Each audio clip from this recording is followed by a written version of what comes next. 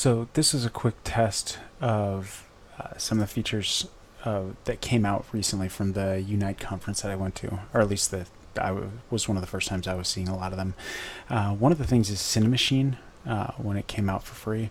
Also the materials and the models used from Atom. And then I also grabbed in, let's see, what was it? The calibration scene to add some basic stuff for color and lights and reflections. Anyway, so I just wanted to kind of try out this camera system, and it actually proved incredibly easy to work with. I was really pleased with it. A couple of things that stand out about it is that, like right now I've selected VCam 1. Instead of using actual cameras, you're using virtual cameras, and you outline what they're supposed to see and do.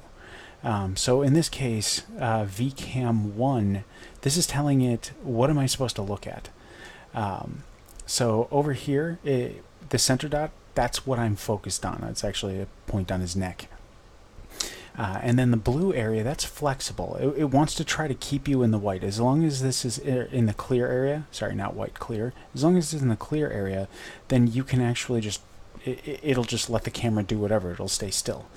And then in the blue area, it will try to slowly and gently bring it back so that your focus is close to the center of the screen. And then in the red area, if it ever gets to the red area, that's a hard stop. So if it gets to the edge, it just stops and the camera will not let it go any farther away. Anyway, so I was testing out those features here, and then when I play this, we can see it's actually got a sequence of animations, which is just how it moves. But you can see how the dot is. Here's the focus. It's actually where he's headed. And I switched it. So it started initially where the camera was just staring at him but staying stationary. But then I switched the cameras halfway through to move over to his shoulder, and the animation system along with the virtual camera system worked really well together to just seamlessly align the two virtual cameras. One of the things that looks kind of interesting is when you actually bring the scene view into this, you can see both of these cameras in here. One of the cameras, this was the first one, it was actually just following him, staring at him. The second one over here, this one was actually moving with him. And so I can actually drag over the inspector, and we can see what is it looking at. So it's following the left eye, and it's looking at the left eye.